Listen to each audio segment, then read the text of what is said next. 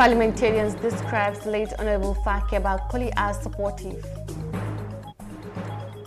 Sarahs in Old Joshua met President Barrow to discuss unforeseen challenges. G-Quiz app to help Gambian students access WhatsApp past question and answers. This and more coming on Gambia 24.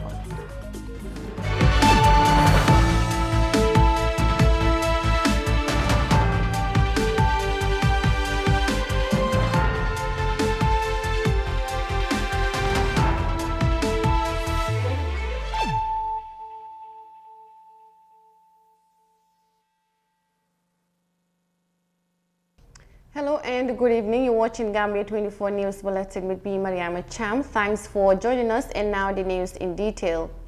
The Gambia and the entire political fraternity mourn the demise of Honorable Fakeba Enel Koli, a member of Parliament for Kiang West constituency.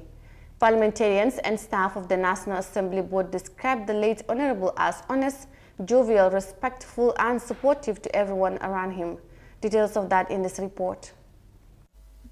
It was a sad and gloomy environment at the National Assembly chambers on Monday morning during the laying in state funeral services of late Honorable Koli. The late Kiang West representative was not only a member of Parliament, but also a father figure and a political role model to many, especially in the United Democratic Party. Some were able to say a bit about him, while others could not complete their statement due to heavy hearts. His demise has left me with a great shock, because he's not only a colleague, but he's a brother, a comrade, and a friend. We share a lot of things together. For the past 22 years during the struggle, Fakeba is a devoted Muslim, a God-fearing Muslim, and a clean-hearted somebody. We can all read that from him. Honorable Koli is a family friend of mine, and we work in the same committees, and then he served as a mentor for me. I learned, being an experienced man, I learned a lot from him in terms of parliamentary work and even in terms of political activities. So his demise is certainly a great loss to the country as a whole. So my heart is certainly heavy.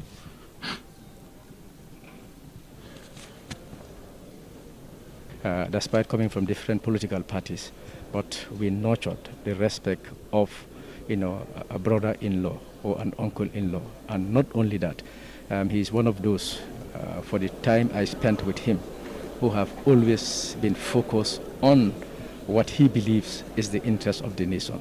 He have never been selfish. That I can attest to. He is guided by his consent in terms of his interventions at the floor of the chamber. So he is that type, and he speaks his mind freely. So he is honestly a trustworthy guy. He is somebody who have definitely represented the people of Kiang West to the best of his ability. Fakeba was a good colleague. He was a colleague, he was a brother.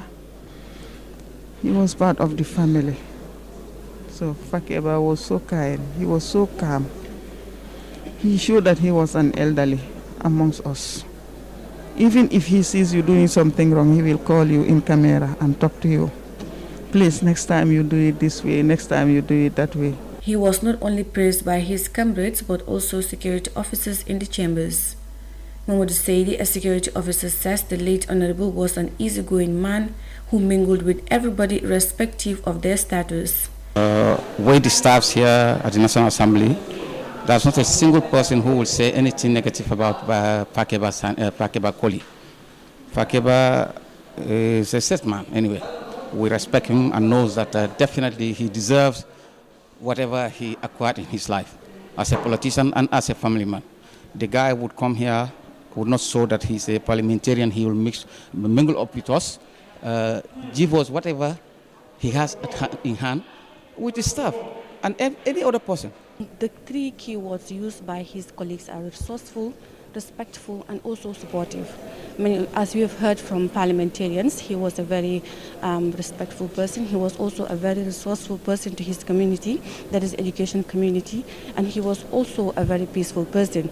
As you've heard, he is a very jovial person. You've never heard him shout at people or also hear his voice loud out there.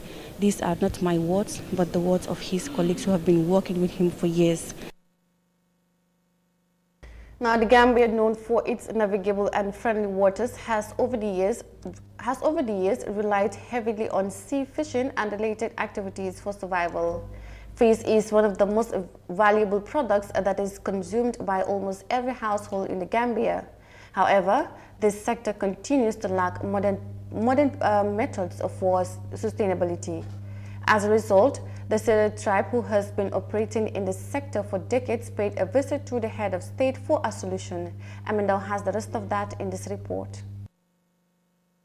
The Sunday meeting with the Gambian leader at State House brought together members of the cereal group to record the numerous challenges they are faced with in the fishing industry on a daily basis.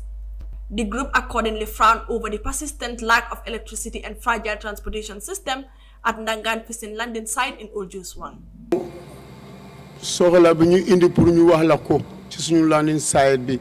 At our landing site in Old Josuang, there is a big favor that we need, and we have nowhere to complain about it apart from here.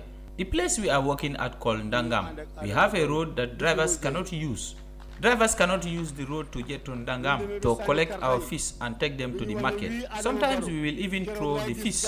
We are seeking your help to get us good roads.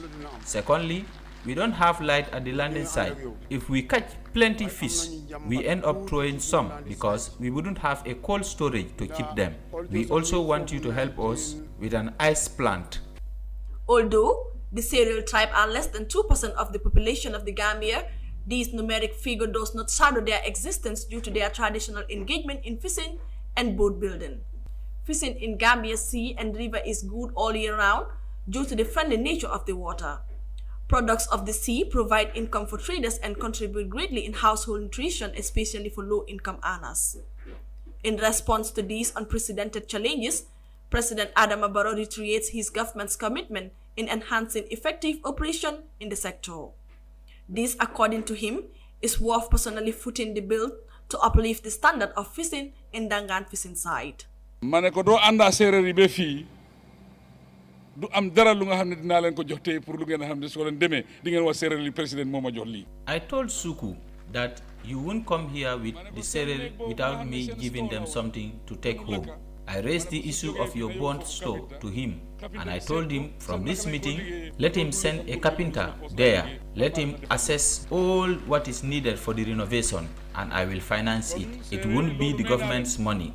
In terms of the road, my minister said here, we will sit with them, but I personally will ask the director of road authority to go and see the place, and we will see what to do in the short term to get you roads immediately, and then after the rainy season, we will complete the rest. Myself will stand firmly on that. In the Gambia, thousands of people depend heavily on fishing and its related activities for their survival.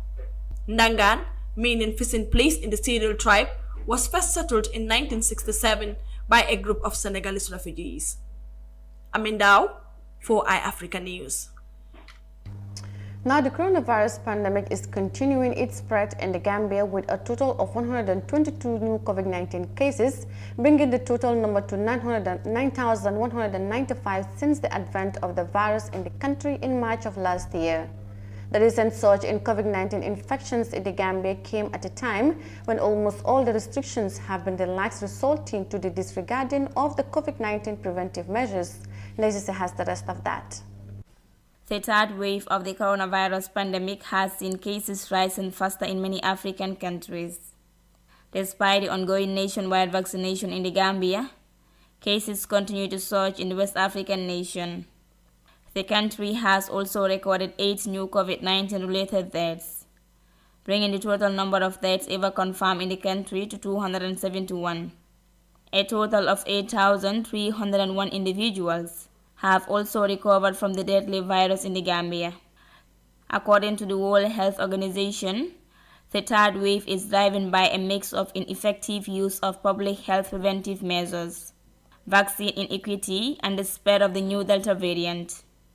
Reports have also shown that most countries in Africa are part of the international COVAX vaccine sharing scheme, but only 19 countries use more than 80% of COVAX supply doses. And in the Gambia, over 4,182 people received their single dose of Johnson & Johnson vaccines. Reporting for iAfrica News, I am Desise. In that COVID-19 update by Ndai as the country reaches over 9,000 cases since March last year, we'll take us to a quick break and we'll be right back with the rest of the news on Gambia 24. Stay tuned. The locations, the design, the materials used, all the way down to the latest details, are few of many things that we focused on when we envisioned the airport residency. As proud innovators of community estates, the airport residency in Old Yundum, a project by Swami India International, offers unique gated community with 3- and 4-bedroom villas and duplexes. Just 5 minutes away from the Banjul International Airport. Luxury, convenience, and accessibility are some of the reasons you should consider this great housing opportunity. With a clubhouse, a playground, access roads, and parking facilities available for your dream home or a valuable investment, you will find all you need at Airport Residency here in Old Yundum.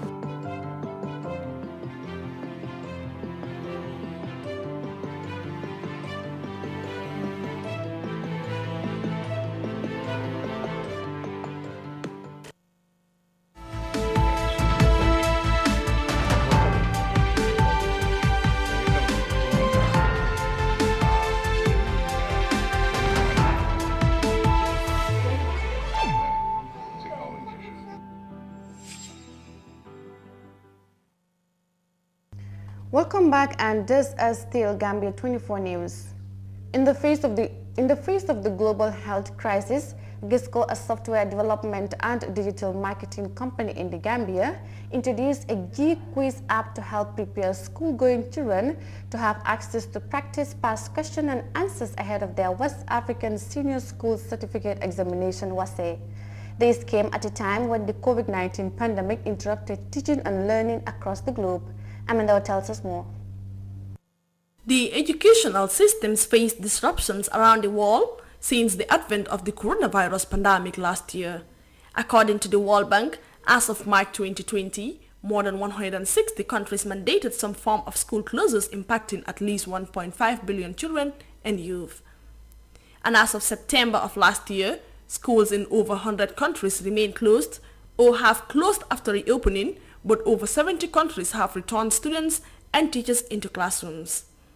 In order for school-going children to access learnable materials in the Gambia, the KOKMC, together with EU and other partners, invited startups to come and bring forward technological solutions. The GISCO company is part of those who participated in the competition, thereby creating a G-Quiz app to help students to improve on their education.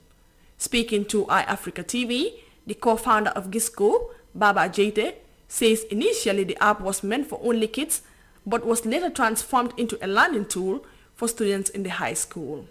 It's when we started it, like, we just wanted kids to be at home, access some learning materials like questions and all that, just to play. It's like a game, and kids love games, right? So, but then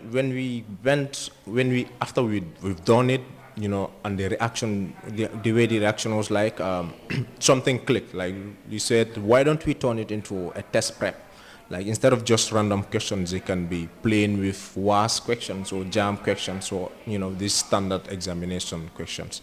So that's it right now. So it's a test prep right now with time management features, user statistics that tell you you're good in math, you're not good in English, you know, so that you can spend, you know, more of your time on English. Mr. Jete also gives an account on the measures they put in place to help students access the app. We have support from UNDP. They funded a tour to the upcountry where we talk to kids over there where it's needed even more. The outreach is still lacking. We're still going to the school. Sometimes we go to the school, talk to them, and then they go home, they won't download it. So we have routers now in place, then spread our team out to other schools and, to schools, and then so that they can sit there and then make the students to download it. G-Quiz is an e-learning solution geared towards encouraging students to keep dreaming in an effort to ensure that nothing stands in the way of students in achieving their dreams. This e-learning platform aims to access 1 million past examination questions and answers to make learning fun and accessible. Amin Dao for iAfrica News. Now, Mystic Limited is launched in the Gambia in a bid to help create a sustainable livestock and agriculture by ensuring food sufficiency among a host of other issues. The company, which is launched on Tuesday at Brusubi, will also introduce a variety of subsidiary companies within Mystic Limited. Hawanjai attended the maiden launching and she files in this report. Agriculture is one of the sectors that contribute lightly to the country's gross domestic product. But despite its huge contribution, the sector continues to drastically decline over the years. According to the World Food Programme, 48% of Gambians live in abject poverty, while food insecurity has risen from 5 to 8% over the past 5 years as a result of weak food production system and the effects of successful stocks such as drought and floods. To tackle these challenges prompted the launch of Mystic Limited. Chief Executive Officer of the company, Pedada, highlighted some of their activities. Farms has a sole goal of using sustainable livestock and agriculture to generally improve livelihoods and ensure food sufficiency in most, if not all parts of the Gambia, emphasis on the rural areas, parts of West Africa and eventually the rest of the world. This way, we hope to make a major impact on quality of life as well as contribute to the creation and reduction of poverty in the Gambia. Also speaking is the director of the company, Sehti Janjalo, who highlighted some of the services they render in the import and export subsidiary. We have discovered that lack of finance is always happening at the ports. Some of these clients, customers, sometimes they come and their finance sometimes shortage. So we used to have problems with them before they can clear their containers. So this time, Mystic Limited has come with a new idea, financially supporting the customers if they lack something like that. And when it comes to transportation to any destination internationally and in this country, we are ready to take care of it. And in another way around, if any one of the customers also wants to do business with services clearing, services is opening all heart to welcome you. The general manager of the company, Madikan Jabate, explains how they also involve gardeners and market vendors by creating a better storage and market for their products. We approach vegetable growers and discuss with them how to preserve their vegetables. So when it goes to the market time is very short. Within 6 hours, 7 hours, the time is over, they have to go home. They have no place to store those things. So we are in the preparations to have preservation centers for them. We approach them from the garden centers to the selling centers. That's all in the pipeline. So I'm sure with time, there will be nothing like wastages anymore. Mystic subsidiaries like that of the import and export deals with goods and traders that are in that sector to provide funds and facilitate easy access to their goods from the ports. The multimedia sector will also provide content that promotes Destination Gambia to help boost the tourism sector. The company is a youth-based company that is looking forward to creating job opportunities for young people while contributing their quota in national development. Reporting for iAfrica News, I am Hawanjai.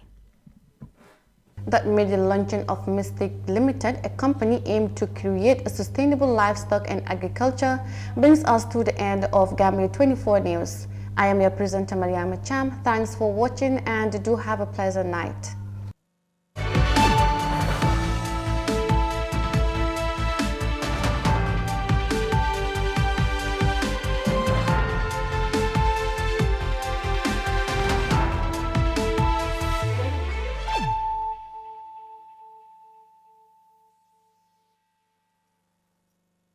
Welcome to Staples, the office superstore for all